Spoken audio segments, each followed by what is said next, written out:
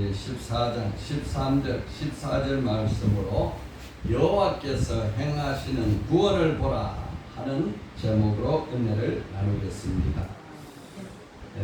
오늘 13절 14절 본문 읽겠습니다. 모세가 백성에게 이르되 너희는 두려워하지 말고 가만히 서서 여호와께서 오늘 너희를 위하여 행하시는 구원을 보라. 너희가 오늘 본 애굽 사람을 영원히 다시 보지 아니하리라. 여호와께서 너희를 위하여 싸우시리니 너희는 가만히 있을지니라. 여러분, 우리 인생을 살다 보면은 참 어려운 문제 닥칠 때가 있습니다. 진퇴양난들이죠.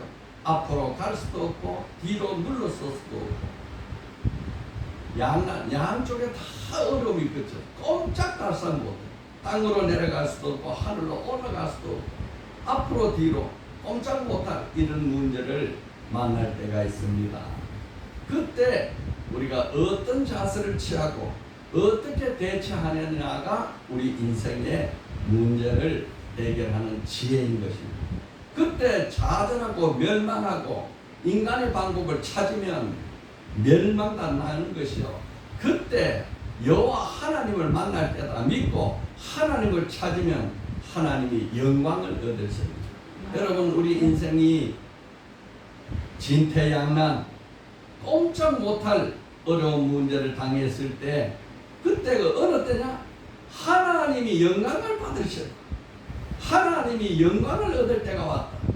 이렇게 믿기만 하면 우리 그 문제는 해결되고 하나님의 살아계심을 우리는 만날 수 있는 좋은 시기입니다. 그런데 그 좋은 시기를 놓쳐버리고 하나님이 나를 버렸다. 하나님이 어디 계시냐? 하고 낙심하고 좌절하고 불평하고 원망하면 그것으로 인생은 멸망되고 마는 것입니다. 하나님의 행하시는 일과 하나님의 속성은 너무나 크고 다양해서 우리 인간의 말로는 표현할 수 없어요. 그래서 하나님의 이름도 많습니다. 창조주 하나님, 천지 만물을 지은 하나님, 엘로힘, 모든 것을 전능하게 행하시는 하나님, 엘샤다이 하나님, 우리 모든 병을 고치시는 치료하는 하나님, 여호와 라파. 이 여러 가지로 우리 인생에 다양한 일을 하는데 우리가 어떻게 그 하나님을 다 이해하겠습니까? 그런데 하나님은 가장 특징인 것이 우리를 끝없이 사랑한다는 것. 우리를 얼마나 사랑하는지 독생자 예수 그리스도 그 자신을 내어줘서 죽이기까지 우리를 사랑하시고 아들을 죽이고 나를 살리는 분이 하나님이시죠. 그렇게 사랑하는 하나님. 그래서 사랑은 하나님은 사랑이시다. 아카 하나님은 하나님은 사랑이다. 그 하나님의 사랑이 얼마나 큰지 이 하나님의 백성들이 사탄 마귀에게 잡혀갈 때 하나님은 질투하신다. 우상에게 잡혀가면 하나님이 질투한다. 왜? 사랑이 너무 크기 때문에. 그런 우리를 사랑하시는 하나님이 오늘 그 사랑을 위해서 일하시는 하나님, 하나님은 처음부터 끝까지 일하시는. 어떤 데는 창조의 일도 하고 어떤 데는 죽은 자를 살리는 일도 하고 어떤 데는 악한 원수와 싸우는 일도 하고 하나님은 너무 다양하게 일하시고 너무 다양한 방법으로 나타나기 때문에 우리의 생각으로는 측량할 수가 없습니다. 오늘 본문에는 일하시면서 싸우시는 하나님, 이 하나님을 오늘 우리는 만나기를 원합니다. 예레미야서 33장 2절에 하나님은 뭐라 그러셨느냐? 일을 행하는 여호와, 그것을 만들며 성취하는 여호와, 그의 이름을 여호와라는 이가 이같이 이르시도다. 하나님이 자신 스스로 말하기를 나는 일을 행하는 분이다. 나는 그것을 만들어서 기어이 성취하는 분이다. 그 여호와가 우리에게 말하는데 너희는 부르짖어라. 여러분, 하나님은 나를 위해서 오늘 또 싸우시고 일하신 분인 것이 믿어지시기를 바랍니다. 하나님은 예수님께서 이 병자들 주일날 안식일에 병든 자를 고치시는데 유대인들은 말하기를 안식일에 일을 한다. 저 하나님의 사람이 아니다. 하나님 앞에 죄를 지었다. 안식일을 범했다. 이렇게 말할 때에도 예수님 뭐라 그러십니까? 내 아버지께서 이제까지 일하시니 나도 일한다. 하나님이 일을 하시기 때문에 예수님이 죽은 자를 살리시고 병든 자를 고치시는 거지, 하나님이 안 하시면 어떻게 되겠느냐? 여러분, 예수님이 결정적으로 유대인에게 율법을 어긴 자로 인정받기 시작하는 그 첫 단초가 바로 안식일 날 병자를 고치는 일로부터 시작됩니다. 그 안식일을 범한 그 일은 병자를 고치는 일을 하셨는데, 내 아버지께서 이제까지 일하시니 나도 일한다. 이 안식일조차도 하나님께서 일을 하시기 때문에 나도 병을 고치는 것이다. 여러분, 하나님께서는 일을 하실 때에 이 자연의 법칙, 이 자연의 법칙은 이 원리에 따라서 움직입니다. 이 질서, 자연의 조화를 다 하나님이 만드신 거예요. 그러니까 동서남북이 있고 사계절이 있고 이 아침과 저녁이 있고 이 모든 질서, 만유인력이 법칙에 있고 하는 질서가 다 하나님이 정해놓은 자연의 법칙에 따라 되는 것입니다. 그런데 하나님께서 특별히 기적을 일으키실 때는 이 하나님이 정하신 자연의 법칙을 일시적으로 중단시키는 거예요. 일시적으로 중단시키는 것을 기적이라고 말합니다. 이 유대인들은 오늘 본문에 나오는 출애굽기 14장을 가장 좋아해요. 너무너무 기적이었어요. 바다가 갈라지고 자기 백성들이 바다를 육지처럼 걸어서 가고 그 질퍽질퍽한 땅이 아닌 마른 땅처럼 걸어갔던 그 놀라운 기적을 그들은 가장 좋아해요. 이렇게 하나님이 우리를 구원하셨다.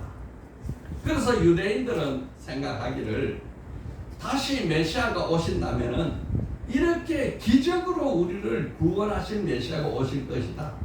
이렇게 기대할 정도로 이 본문의 말씀을 좋아해요. 그리고 그런 메시아를 기대했어요.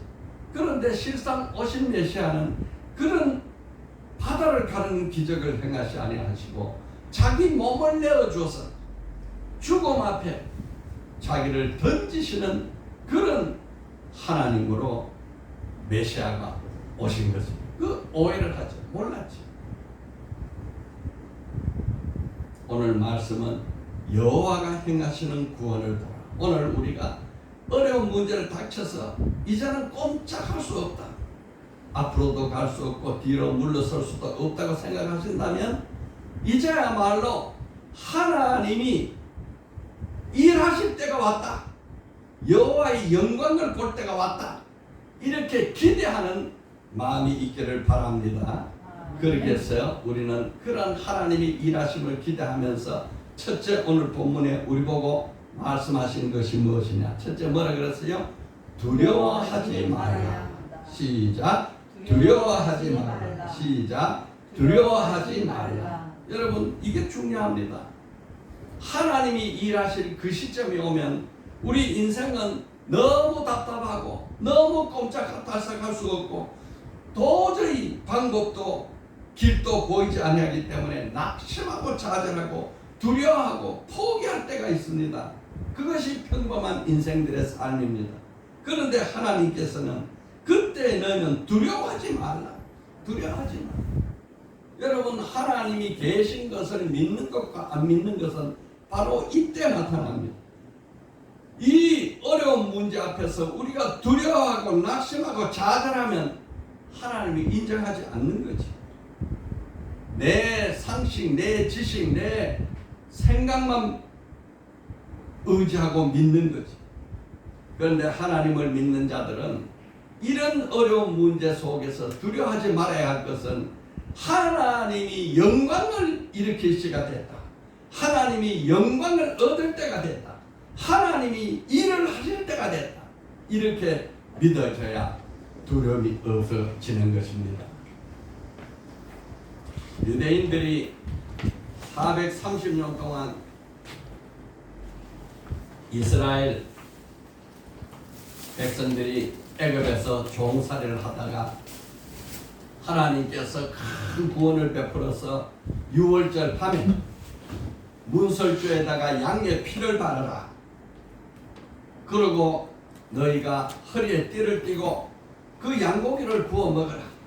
이렇게 말씀하실 때에 이스라엘 백성들은 그 말씀을 듣고 문지방에 문설주에 양의 피를 바르고 앉아서 평안히 양의 고기를 먹는 게 아니라 허리띠를 띠고 지금 빨리 피해서 탈출할 준비를 해서 허리띠를 띠고 고기를 먹는 그날 밤에 하나님이 죽음의 사자를 온 애굽 천지를 보내서 이 양의 피가 있는 집은 죽음의 사자가 넘어가요.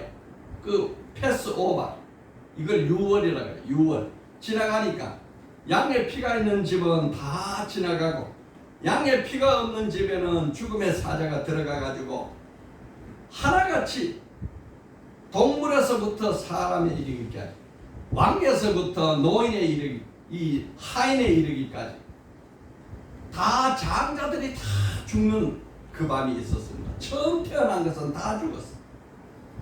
그런데 유대인의 집에는 어린 양의 피가 묻어 있어서 그 집은 보호를 받고 다 살아났습니다. 이런 어마어마한 죽음과 삶의 기적이 일어났던 그날 밤, 그것을 유월절이라고. 유대인들은 이 양의 피로 인해서 죽음의 사자가 넘어갔다. 유월경은 넘어갈 유, 넘어갈 월이에요. 그건 죽음이 넘어갔다는 거죠. 구원받았다 이거죠. 오늘 우리는 예수 그리스도의 보혈의 피로 인해서 죽음의 사자가 우리를 덮지 못하고 다 유월절처럼 영원한 생명으로 죽음의 사자가 넘어가기 때문에 우리는 유월절 구원받은 사람들입니다.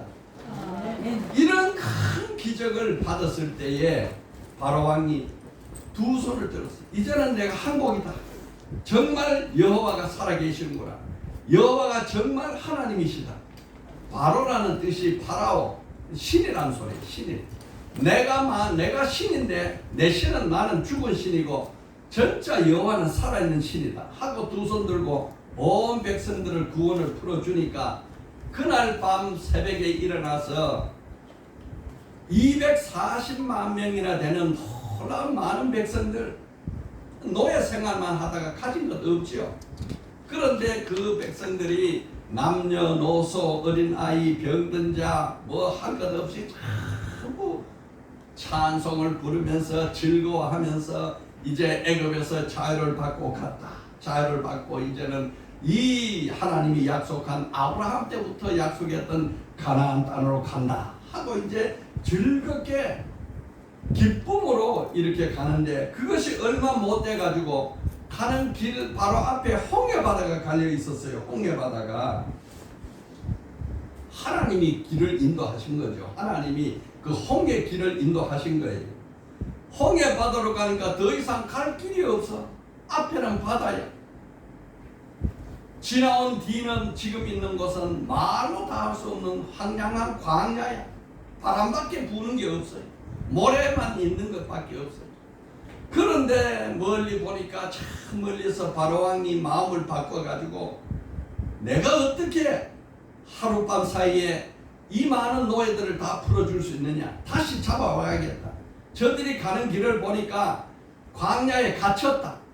바다인데 저들이 바보처럼 알지 못하고 바다로 갔으니 저희들이 도망갈 길이 어디 있느냐. 도간에 든 지다. 도간에 든 지.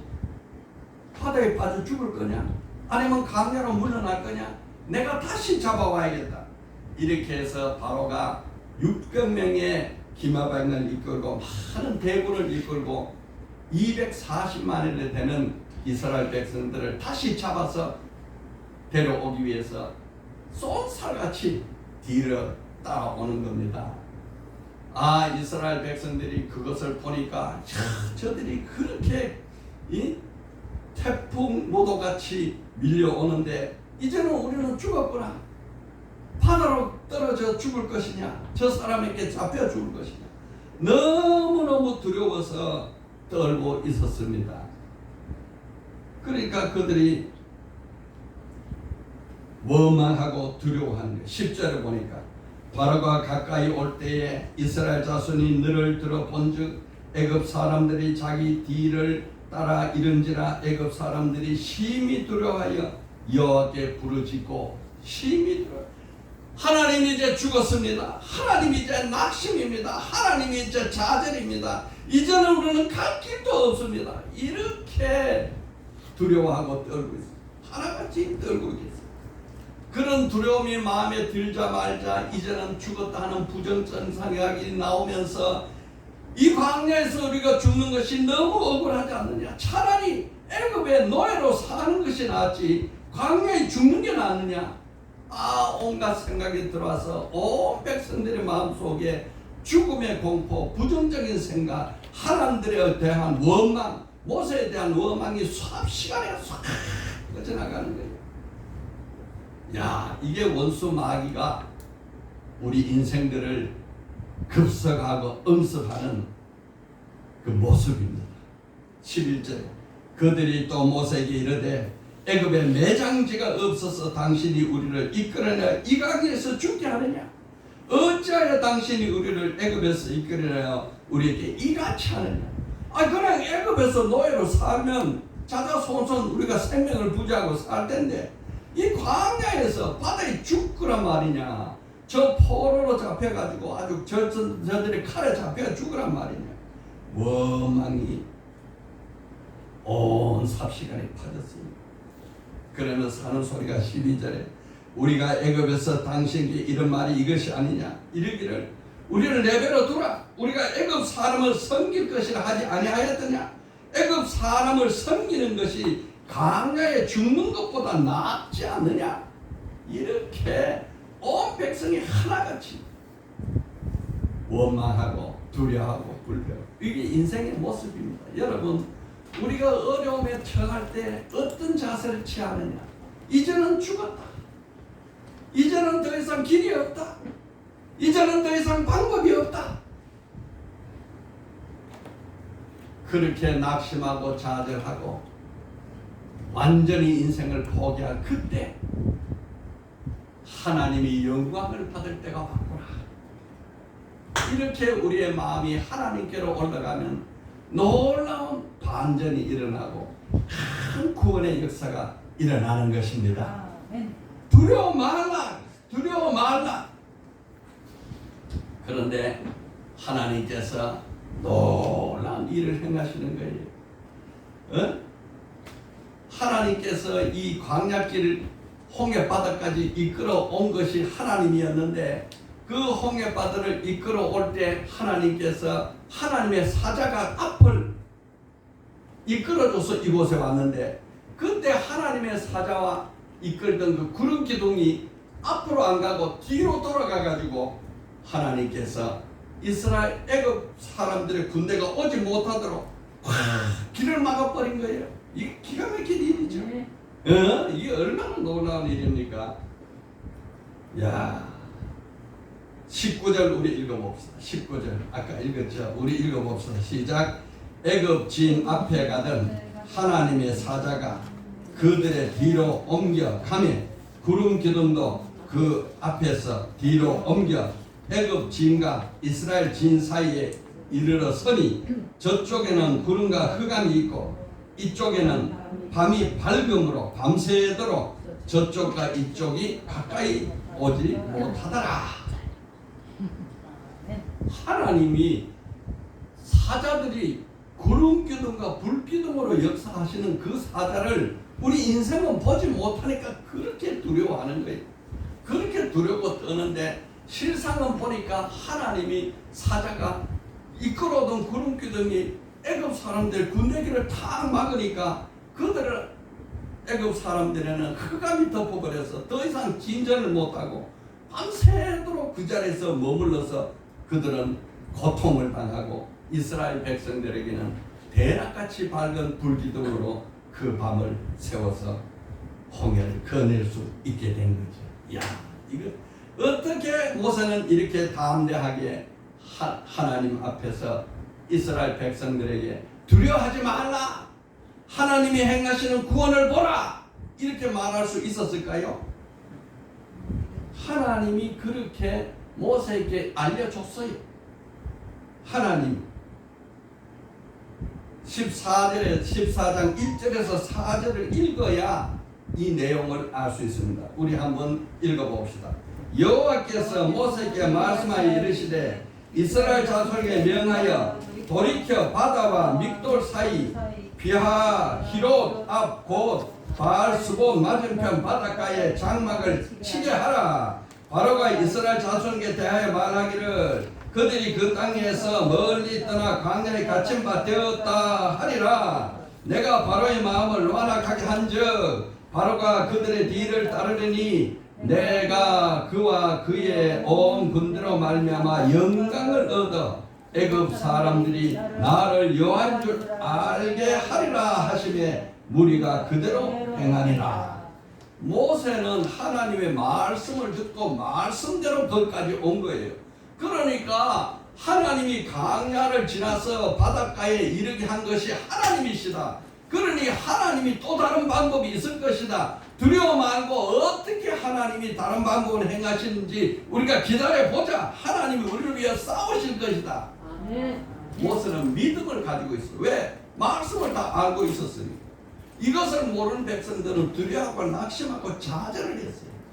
여러분, 우리가 오늘 하나님이 나와 함께 하시고 하나님이 나를 사랑하시고 하나님이 나를 죽음에서 건진시다고 믿어지는 말씀이 내 안에 있으면 우리는 살아나는 것입니다.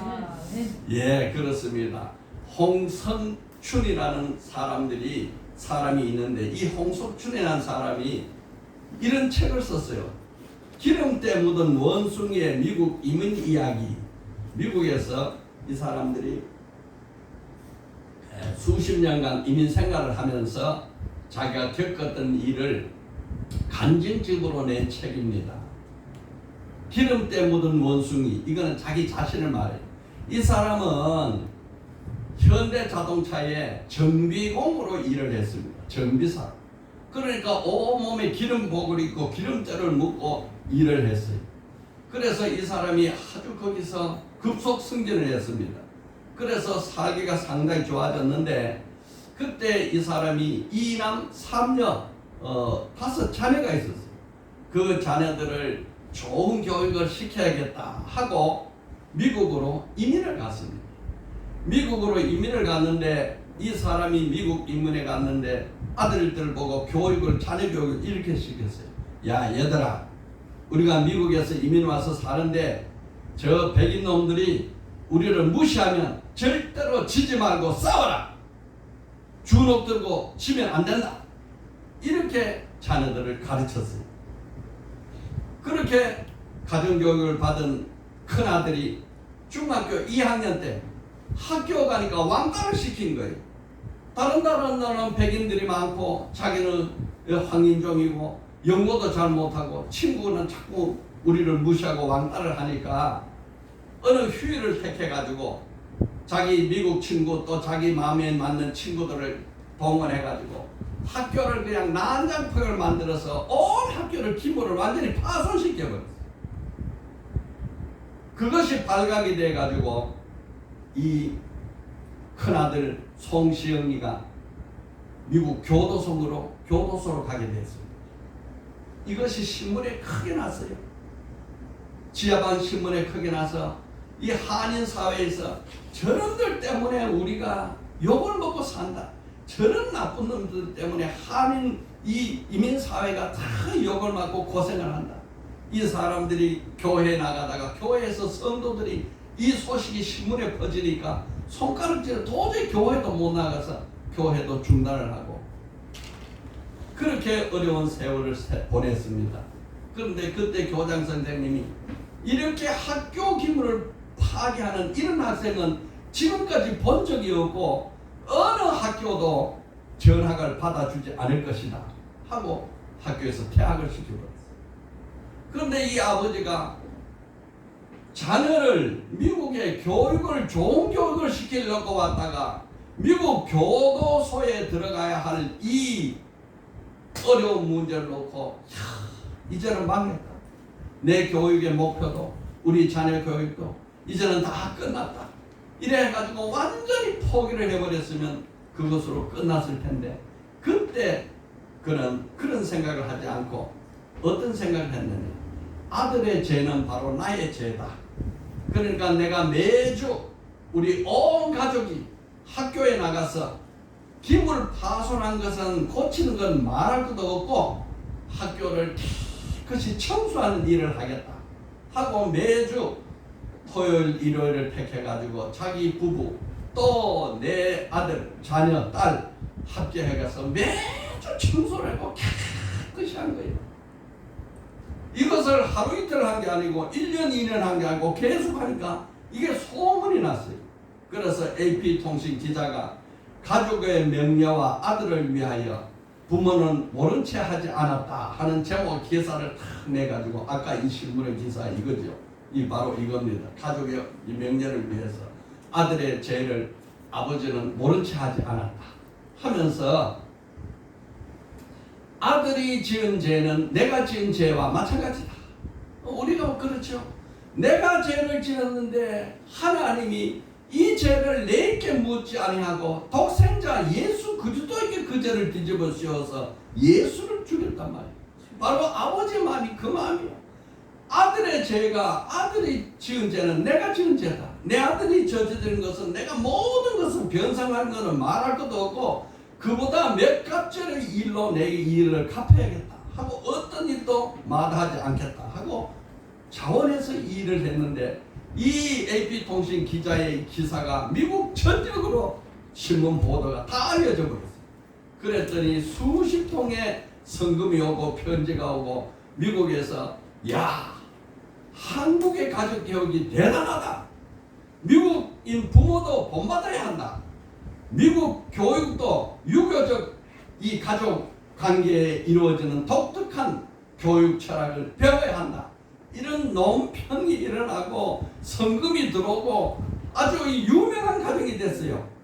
그래서 그 아들이 법정에서 이 소식이 전해지고 소문이 퍼지니까 석방이 되고 교육청에서는 다른 학교에 진학할 수 있는 길을 주선을 해줬어요. 그 아들이 자라나가지고 50세가 됐는데 미국 우주항공국 나사의 산하 방산업체에 근무하는 자가 돼서 고위 우주선 이 관제사 전문가가 됐습니다.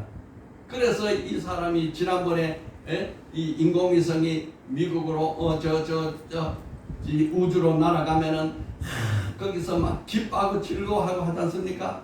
그때에 온 세계 VIP들이 전화로 와서 그들에 대한 이야기를 들으면 브리핑하는 한국 사람이 바로 이 아들이에요. 송시영 아들이 바로 그 일을 하는 사람으로 큰 사람으로 변화가 됐습니다. 어떻게 이렇게 바뀌었습니까? 이 절망적인 순간에 그 아버지의 속죄의 마음이 이 아들을 새로운 사람으로 만들어서 놀라운 세계적인 유명한 관제 기술자로 키웠던 것입니다. 여러분 우리는 이러한 것이 바로 어려운 문제가 당했을 때 하나님께서 영광을 받을 때가 왔다 하고 믿으시기를 바랍니다. 두 번째 뭐라 그랬어요? 가만히 서서 여호와께서 행하시는 구원을 바라보라. 다 같이 시작. 가만히 서서 여호와께서 행하시는 구원을 보라. 시작. 가만히 서서 여호와께서 행하시는 구원을 보라. 여러분 우리가 열심히 일하고 뛰고 또 뛰고 뛰고 또 뛰고 쉬지 말고 뛰어야 할 때도 있지만은 하나님께서 하나님이 친히 일하실 때는 너희는 가만히 있어라. 모든 것을 내게 맡겨라. 너희는 가만히 서서 하나님이 행하시는 구원을 보라. 너희를 위해서 행하신다. 여러분 우리는 가만히 있어야 할 때가 참으로 중요합니다. 하나님이 가만히 있어야 할 이때를 내가 나서서 달리고 뛰고 하면 더 큰 부작용이 일어나요. 여러분 우리는 어려운 문제를 당했을 때 가만히 있어. 여호와의 음성을 들으려고 하나님이여 이때에 주님의 음성 듣기를 원합니다 하면서 가만히 있어야 될 때가 우리 삶에는 있습니다. 그때가 바로 중요한 때입니다. 모세가 이스라엘 백성에게 말하기를 여호와께서 너희를 위하여 싸우시리니 너희는 가만히 있을지니라. 하나님이 싸우시는데 우리 인생이 거기에 보탬이 얼마나 되겠습니까? 하나님이 싸우시리니 너희는 가만히 있을지니. 여러분 우리 신앙생활 하면서 가만히 있어야 할 때가 정말로 중요한 때요, 귀중한 때요, 하나님을 만날 시간입니다. 엘리야가 그래서 바알의 모든 850명이나 되는 바알 우상신을 다 이기고 물리치고 그래서 아주 승승장구한 줄 알았는데 그때 죽음의 사자가 막 와가지고 내가 너희를 반드시 죽이리라 하고 아합 왕 부인이 그렇게 이야기할 때 도망을 가서 저 호렙산 밑에 앉아 있는데 이제 하나님이여 나는 이제 일을 다 마쳤고 할 일도 없고 할 수도 없고 이제 나도 죽기를 원합니다. 나를 데려가 주시옵소서.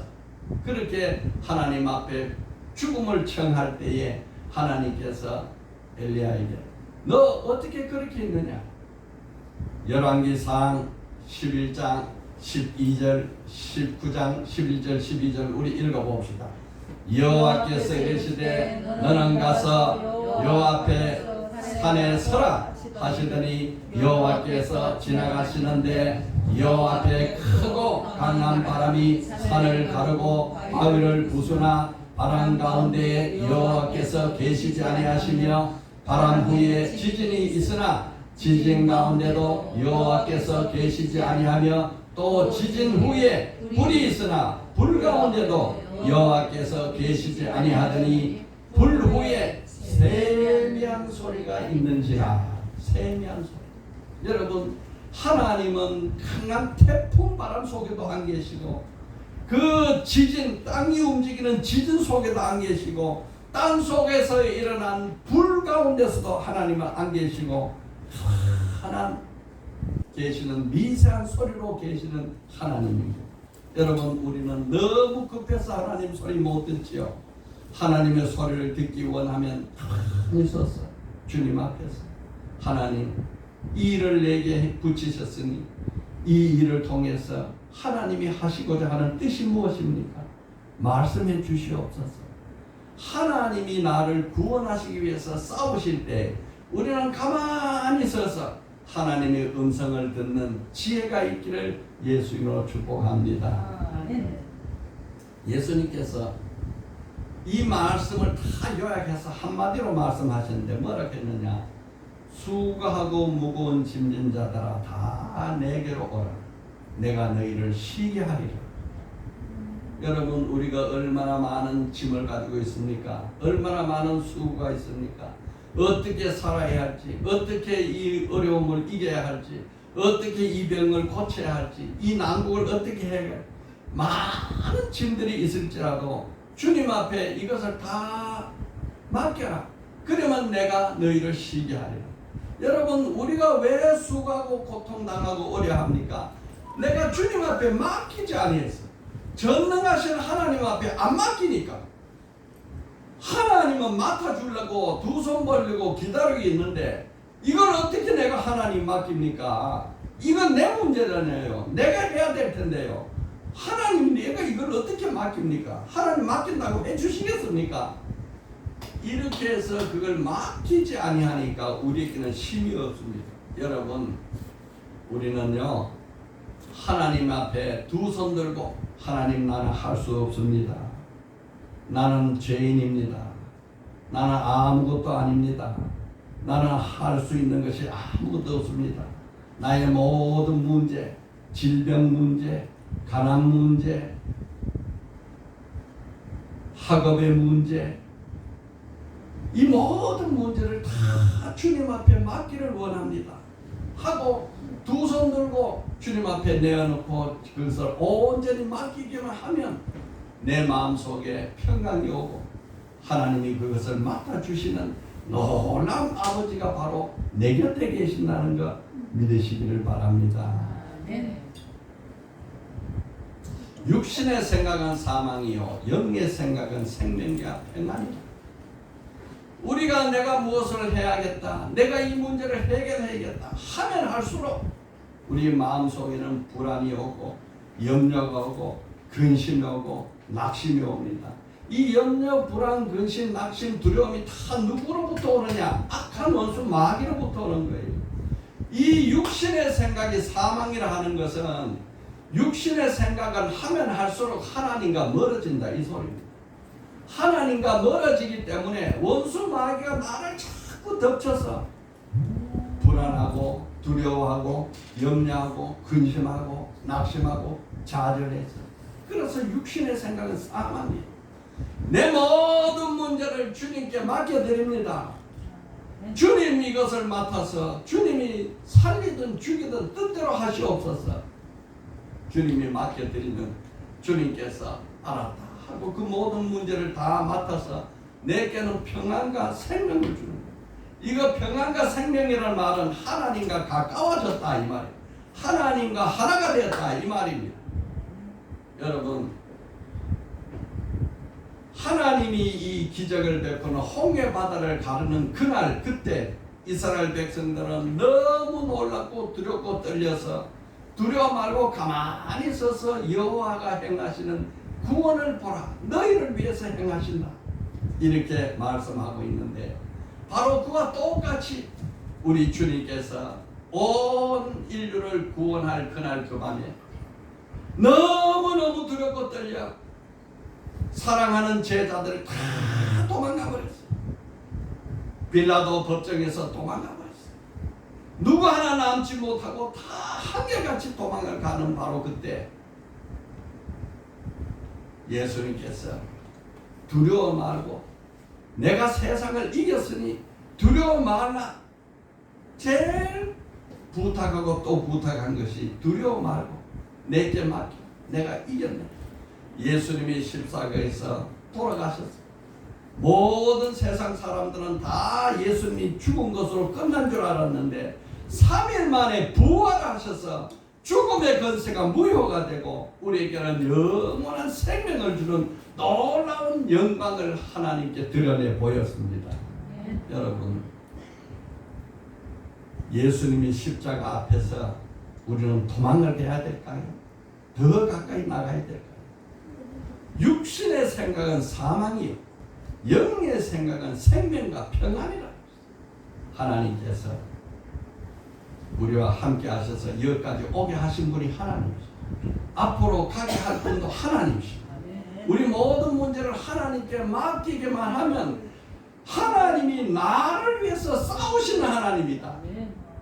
이 하나님이 믿어진다면 우리는 영의 생각으로 평안과 생명을 얻을 수 있는 것입니다. 평안과 생명은 하나님과 가까워진 결과고요. 두려움과 염려, 근심, 걱정, 낙심, 좌절은 하나님과 멀어져서 마귀와 가까워졌다는 결과입니다.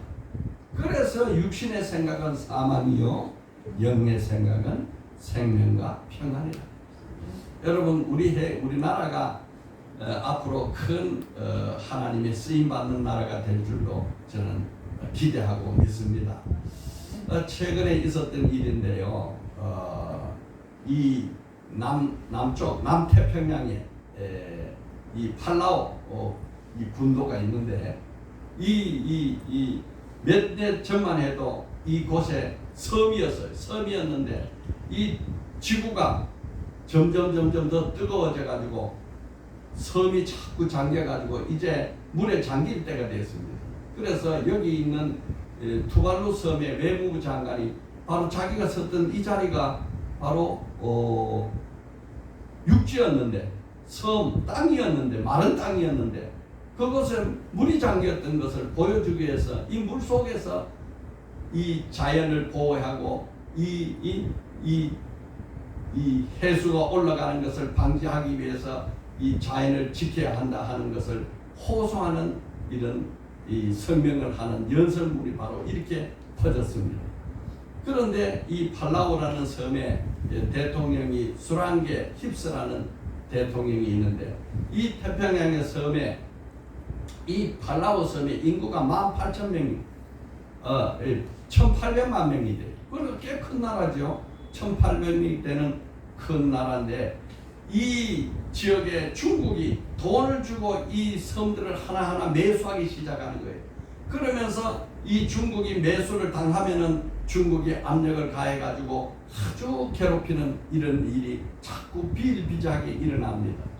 그래서 나라가 자꾸 중국에게 맥혀 들어가는 걸 보는데, 나라의 이름을 여러 가지로 바꾸기 시작했어요. 터키는 나라가 얼마 전에 티르키예로 이름을 바꿨습니다. 나라 이름을 바꿨어요. 그 나라가 대통령과 온 국민이 터키는 칠면조가 아니냐, 칠면조는 걱정이라는 뜻이 아니냐, 그러니까 우리나라 이름을 우리 민족의 이름으로 티르키예로 바꿔주세요 하고 유엔에 청원을 해가지고 이 이름이 바뀌었습니다. 이제는 터키라는 나라가 없어지고 티르키예가 됐어요. 뉴질랜드도 이름을 바꾸려고 요즘 움직이고 있습니다. 뉴질랜드. 이 뉴질랜드는 네덜란드 사람이 발명을 해서 새로운 땅이다 하고 이렇게 이름을 붙였는데, 이 지역에 사는 이 민족의 이름은 아오테아로아, 이 구름이라는 뜻의 민족이에요. 우리나라 이름을 아오테아로아로 우리 정체성이 있는 이름으로 바꾸자 하고 지금 여론을 만들고 있습니다. 그런데 이 팔라우라는 이 나라, 이 섬은 스페인이 섬을 지배했어요. 발견하자마자 스페인의 지배를 받았어요. 스페인이 망하고 독일이 이기니까 독일이 지배를 했어요. 또 독일이 지배를 하다가 일본에게 넘어가 일본이 지배를 하고, 여기는 계속 지배만 당하던 나라였어요. 그런데 미국이 또 2차 세계대전인데 일본이 망하니까 미국이 지배를 했어요. 미국이 지배를 하던 나라가 1994년에 이제 드디어 독립나라가 됐습니다. 팔라우가 독립이 됐어요. 그런데 이 나라가 지금 역사를 가만히 살펴보니까 지배 당할 때마다 착취를 해가더라고요. 그런데 가장 많이 착취한 것이 일본의 탄압이고 착취야. 일본이 우리를 얼마나 많이 탄압하고 착취를 해갔느냐. 그런데 그때 2차 세계대전이 일어나가지고 바로 일본이 망할 그 지점에 조선 노동자들을 많이 이 팔라우 섬으로 데려가 강제노동을 시켰어요. 그래서 그 당시에 우리 조선 노동자들은 강제노동을 하고 얼마나 많이 거기서 죽기도 하고 고생을 하고 이렇게 어려운 생활을 했는데, 그 결과 45%가 한국 혈통이에요. 이 섬의 사람들이 45%가 한국 혈통이 됐어요. 그래서 이제 이 수란게 힙스 주니어 대통령이 이제 자기 이 민족 대통령이 일어나가지고 나라를 다스리는데, 이때 팔라우의 10대 기업 중에 하순섭 회장이라는 사람이 건설도 하고 부동산도 하고 호텔도 하고 슈퍼마켓도 하고 온 사회에 기여를 했어요. 이들이 가만히 보니까 일본은 착취를 해가고 지금 스페인, 독일 뭐 다 착취해 갔는데, 한국은 같은 어려움을 당했던 민족이고 우리 혈통도 45%가 한국 혈통이고, 또 이 기업하는 한국 사람들 보니까 우리나라를 살려주고 우리 경제를 올려주는 좋은 나라다, 도와주는 나라다. 이렇게 해서 얼마 전에 중국이 이것을 이제 이 남태평양 군도를 하나씩 이 돈으로 지배해 갈 때 이 사람들이 뭘 하냐, 우리는 중국에 가는 게 싫고 한국으로 제주도처럼 편입되기를 원한다, 이렇게 공식 선포를 했어요. 이게 이루어지지는 않았습니다. 하여간 그런 선포를 한 적이 있었는데, 그러다 보니까 가까워져서 2021년 작년에 우리 누리호를 발사를 하는데, 이 인공위성 발사를 하려면은 이 적도 근처에서 해야 올라가기가 쉽거든요. 우리는 적도에서 많이 떨어졌으니까 가기가 어렵잖아요. 그래서 지역을 찾았는데 바로 이 팔라우에서 장소를 제공해 가지고 우리 누르효를 팔라우에서 발사를 했습니다. 그런 나라가 가까이졌는데 이 해수면이 상승돼 가지고 나라가 점점 이 물에 잠기게 돼 가지고 나라가 침몰할 위기에 됐는데 너무나 놀라운 일이 이 전 세계에서 처음으로 부산의 해상도시 건설 계획이 지금 추진되고 있어요. 부산에서 해상도시를 만들어야겠다. 부산에 있는 섬을 가지고 해상도시를 만드는 계획이 프로젝트가 발표가 되니까 팔라우가 보니까 야, 저 해상도시를 건설하면 우리가 물에 잠기지 않고 살 수 있게 됐다. 얼마나 큰 절망이 희망으로 바뀌었는지 저 부산에 우리가 기술을 좀 받아가지고 우리나라를 이 해상도시처럼 만들 수 없겠는가 했더니 기꺼이 제공을 하겠다. 이렇게 또 제안이 됐어요. 그래가지고 팔라우에서 이제 물에 잠기지 않고 물에 잠기는 그 해수면이 상승할지라도 해상도시를 만들어가지고 나라를 유지할 수 있게 됐다. 그래서 이것이 정말 우리의 살 길이다 해서 이 나라 이름을 신한국으로 바꾸려고 네오코리아 신한국. 여러분 이 절망적인 이 순간에 바다가 육지가 되고 육지가 바다가 되는 이 순간에 하나님께서 우리나라를 이렇게 지켜주시고 써주시는 것 얼마나 감사한 일입니까? 여러분 우리는 어떤 환경에서도 가만히 서서 여호와께서 우리를 위해서 나를 위해서 구원하시는 그 구원의 싸움을 보고 하나님께 영광을 돌리는 축복된 자가 되기를 예수로 축원합니다. 아멘 할렐루야. 예, 기도하겠습니다. 살아계신 하나님 아버지, 우리가 가만히 서야 될 때가 있고 또 행해야 될 때가 있습니다. 진퇴양난 앞으로 가지도 못하고 오지도 못할 때 우리는 서서 주의 영광 볼 수 있게 하여 주시옵소서. 예수님 이름으로 기도 올리옵나이다. 아멘. 오늘 말씀 요약합니다. 하나님이 행하시는 구원으로 첫째 뭐라고요? 두려워하지 말아라. 셋째, 둘째요? 가만히 서서 여호와가 행하시는 구원을 보라. 한 줄 기도하겠습니다. 주여, 내 문제를 하나님께 온전히 맡기는 참 믿음의 사람이 되게 하소서. 아멘.